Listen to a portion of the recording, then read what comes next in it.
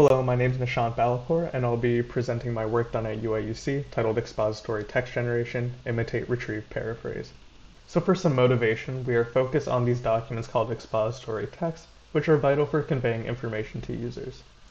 Some examples of these documents could include college descriptions, medical drug information, or even Wikipedia articles.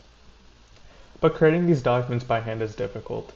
Some of these domains require some in-depth knowledge, and if we want to make the information in these documents as clear as possible, we need to organize the facts clearly, which requires some careful content planning. The information in these documents will also likely be scattered across multiple sources, so you need to have this ability to synthesize information.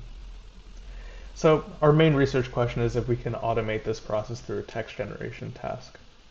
So given this, we propose the task of expository text generation. As inputs, we are given the topic or title of the document, as well as a knowledge source to serve as ground truth information for the document. So you can see here on the right, for the example of college descriptions, the topic or title of the document could be the university name, and the knowledge source could be like information from the web about these universities. The output for our task is a multi-sentence expository text, typically spanning a single paragraph.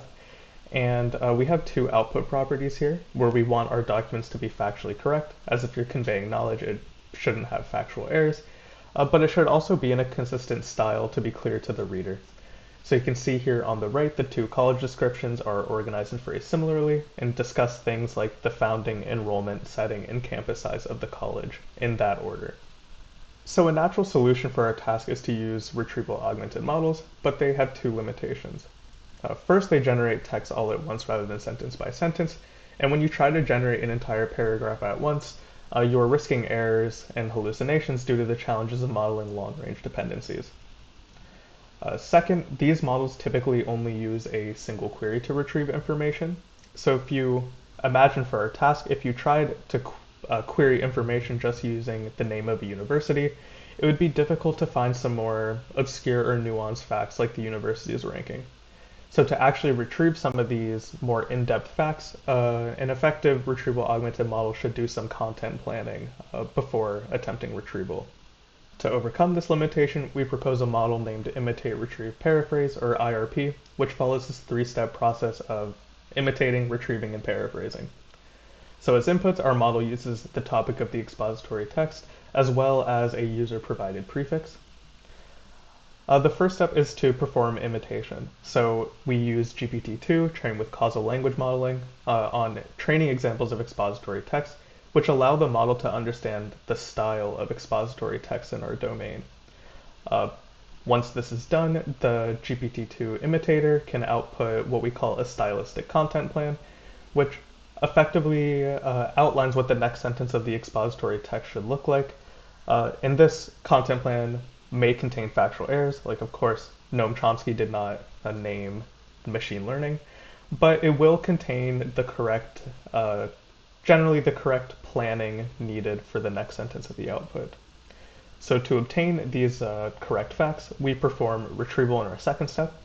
So we use a Dilbert-based retriever, which embeds both the knowledge source and stylistic content plan to obtain the most relevant facts to the stylistic content plan. Once these facts are obtained, we use or train a sequence-to-sequence BART model to do paraphrasing. And this model will output a reworded sentence, which is aligned with the semantics of the retrieved facts and the syntax of the stylistic content plan. And this process is repeated iteratively at the sentence level, so these reworded sentences will be appended to the output text and fed back into the imitator until the end of text or sentence token is generated. So our model IRP generates text sentence by sentence, overcoming this limitation of modeling long-range dependencies, and our use of stylistic content plans allows our model to use fine-grained search queries to find more relevant information. So we evaluate the performance of an IRP on 3 newly collected datasets spanning college descriptions, medical information, and Wikipedia articles in computer science. We evaluate using traditional output similarity metrics like Rouge, Blue, and Meteor, but also include some of these factuality metrics as they are an important component to our task. As baselines, we compare IRP with different retrieval augmented and sequence-to-sequence language models. And we find that for the traditional metrics, IRP outperforms models on most data sets except for Medline, and it outperforms our baselines on a majority of the factuality metrics as well. We found this finding to be interesting because typically when you optimize for factuality, you are going to see some trade-off with the traditional metrics, but IRP is able to both generate factual text while adhering to the style of our domain, as you can see with the factuality and traditional metrics. We also do some more in-depth analysis. So first we conduct a human evaluation where we ask annotators to evaluate the performance of different models on factuality and style using a 5-point Likert scale. And we also include ChatGPT in this comparison.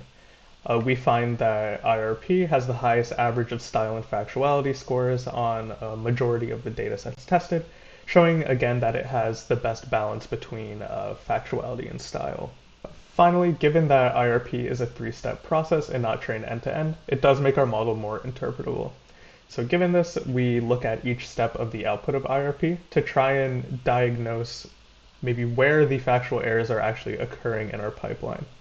So we find that, interestingly, a majority of the factual errors will exist due to alternatives or discrepancies in our collected data sets, like there may be some contradictory information, rather than actual problems with the data set not containing the retrieved or the correct facts, the retriever not obtaining the correct information, or the paraphraser not faithfully synthesizing information. And because of this, a natural next direction for our task, if people are interested, is to try and perform some fact verification while generating text. Yeah, that's everything we have to share. Thank you so much for listening. If you're interested in learning more, please check out our paper or code. Thank you.